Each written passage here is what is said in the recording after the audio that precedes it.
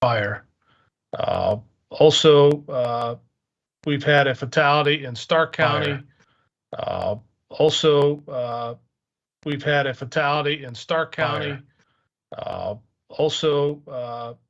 We've had a fatality in Stark County. We've had a fatality in Stark County. We've had a fatality in Stark County. We've had a fatality in Stark County. We've had a fatality in Stark County. We've had a fatality in Stark County. We've had a fatality in Stark County. We've had a fatality in Stark County. We've had a fatality in Stark County. We've had a fatality in Stark County. We've had a fatality in Stark County.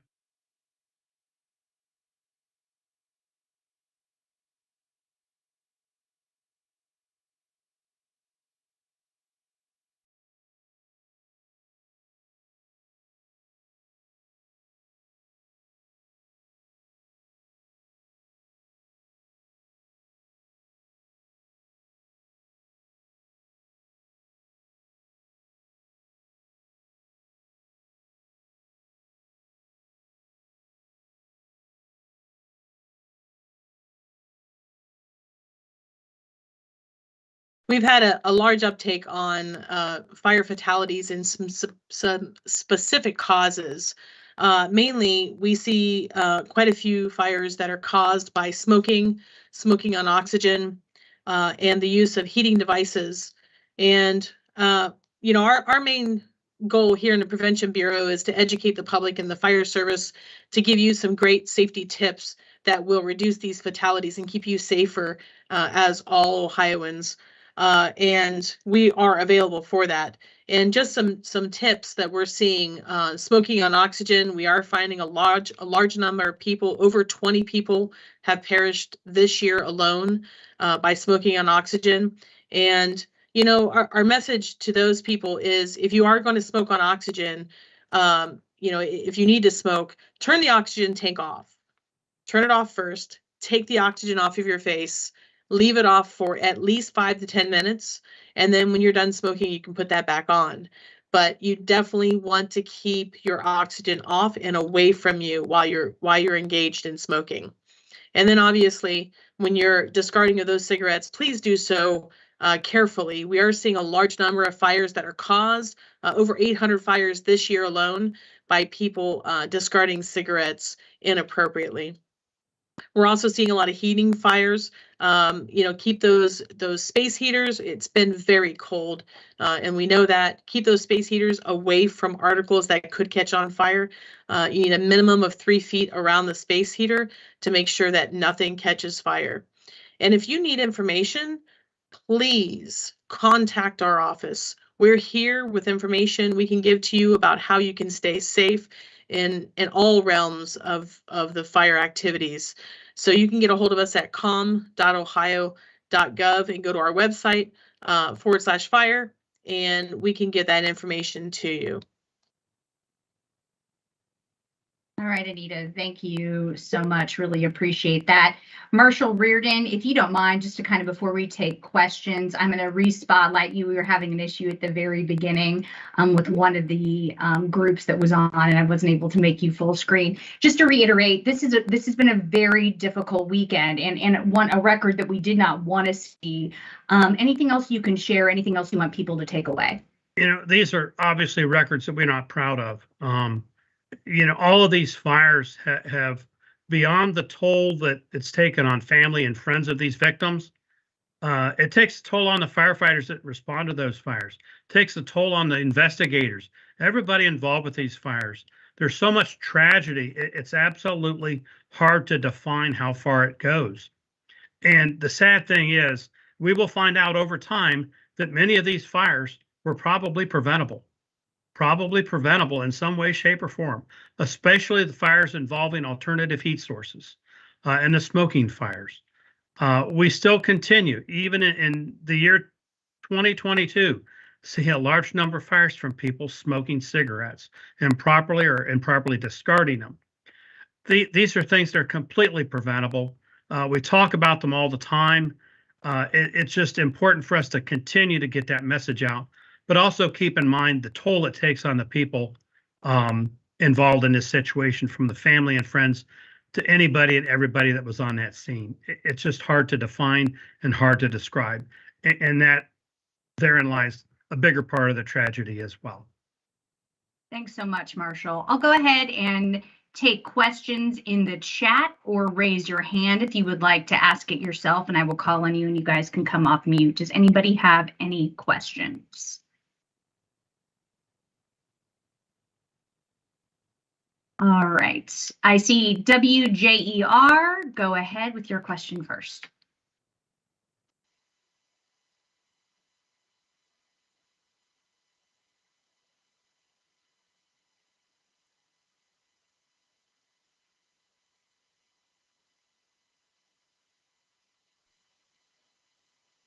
And I believe you're still on mute, so take yourself off mute.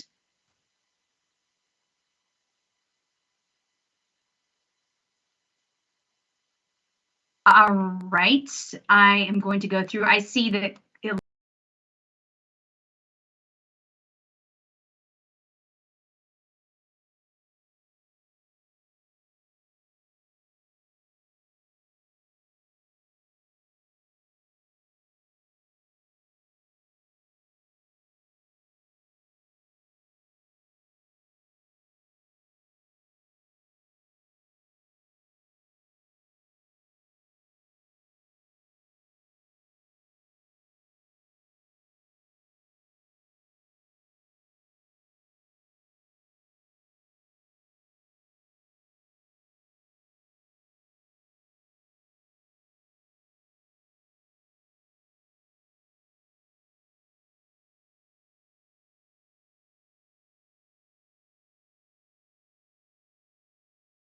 Yeah, I think that the weather directly has an effect on what we're seeing when we see these fires in these numbers.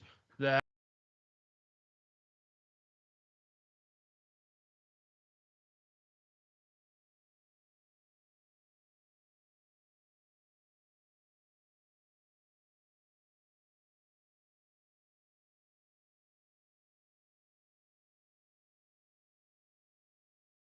about the Newcomerstown fire. You guys sent out a release that you couldn't rule out any portable heaters at this point. What do we know at this point? And for people who see this at home, what do you want them to take away from it?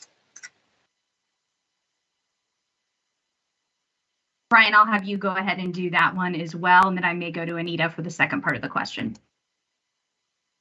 there again, through our investigation in Newcomerstown, there was evidence that we found at the scene that wood burner was being used, kerosene heaters were being used, electric space heaters were being used, and there again, most likely not used in the proper manner. With the zero weather, below zero weather, there was a family of 6. I mean, they're trying to stay warm. And they were, trying to do whatever they could to stay warm. Unfortunately, with those devices, there are hazards that go along with that.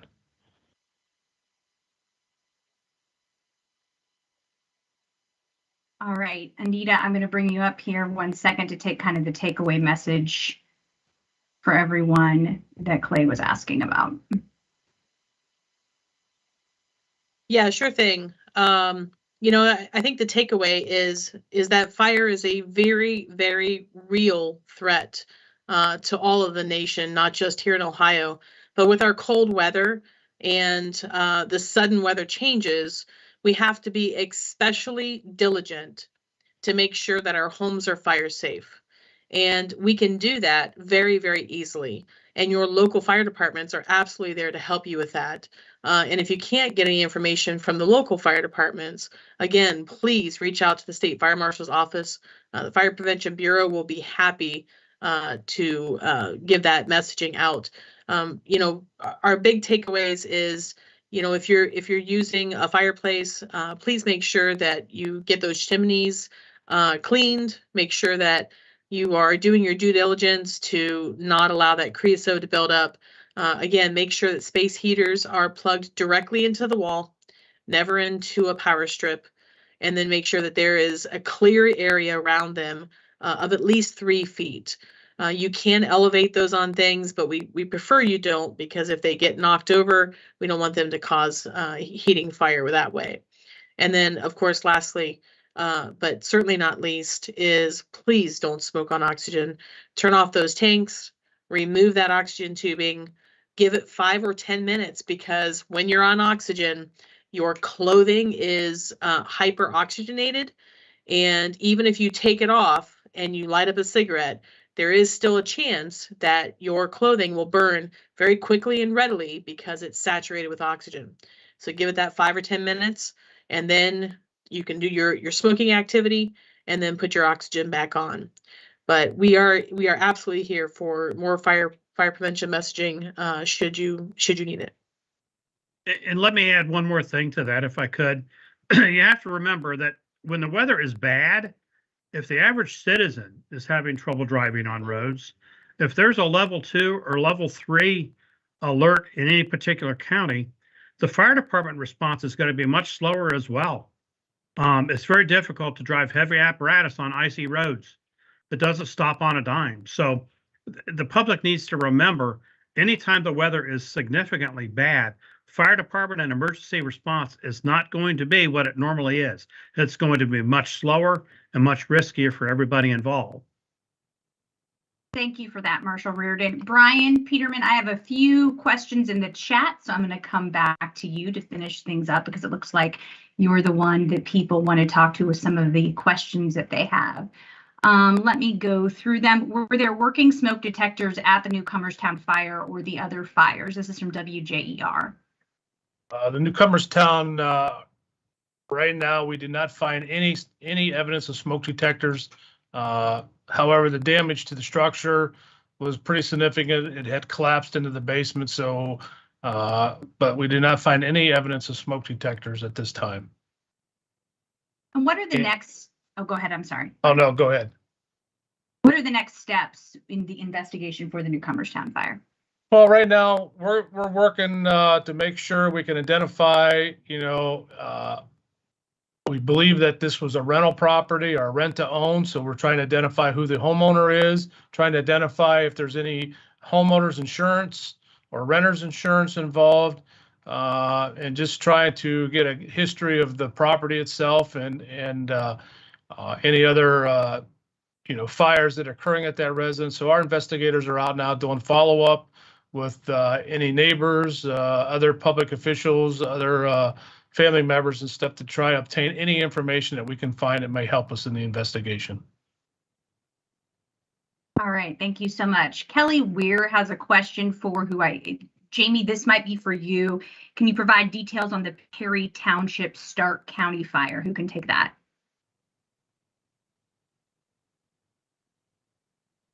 Jamie, you want me to answer that?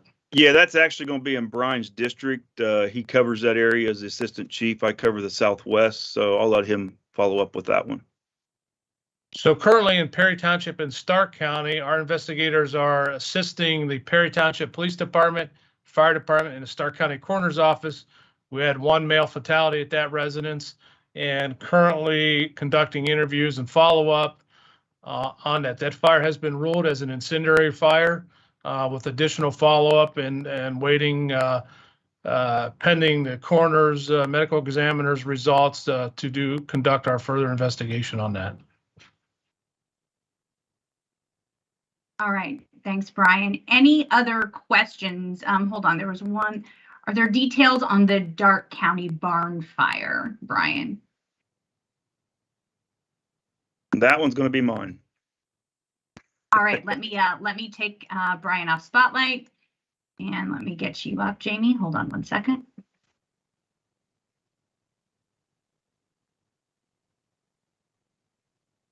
All right. Investigators concluded the scene interview. They're still doing some follow-ups with the coroner's office and the local investigators.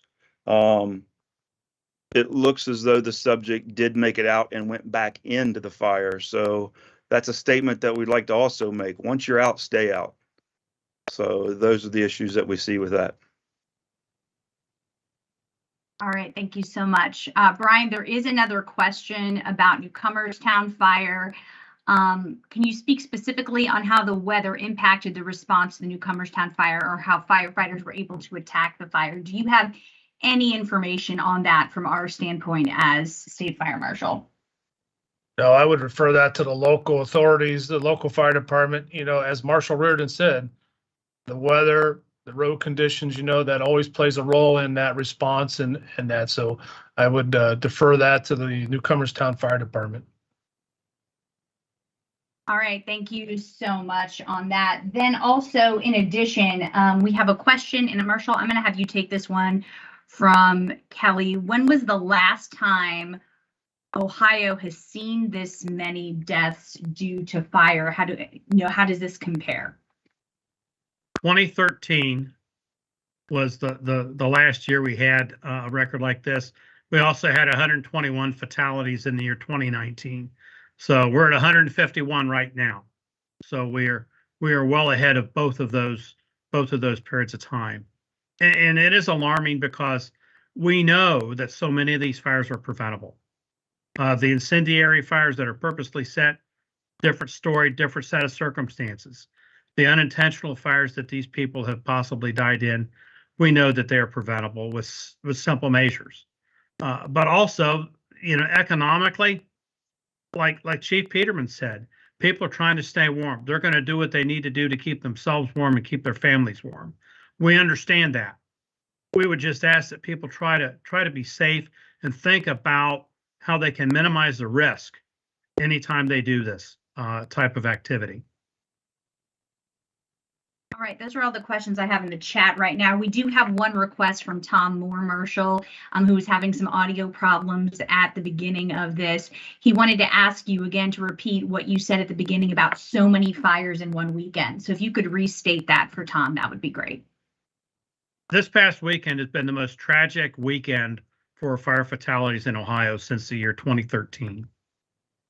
We've had approximately 10 fatal fires since Friday, including the Christmas period through late last night, early this morning. It's very significant. We don't like to see this kind of trend. They're all over the state. In fact, Friday itself, we actually had late Friday and early Friday evening, we had all of our fire investigators out investigating fires throughout the state. It seldom happens that we have all of our field investigators deployed investigating fires, but for a period of time Friday we had. So that included the fatal fires as well as fires that did not involve fatalities. We had many other fires in the state that just caused damage, but no fatalities. So our investigators are very, very, very busy this time of year.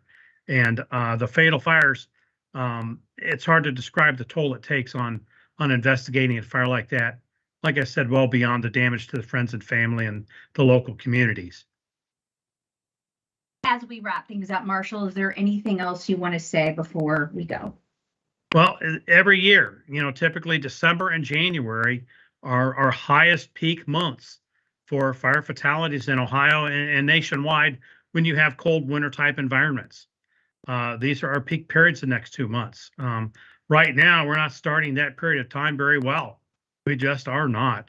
And here again, this is where we need your help in the media to help us spread our message, get the word out there that these fires are preventable. Smoke detectors save lives over and over and over again. I can't say that enough. Smoke detectors save lives.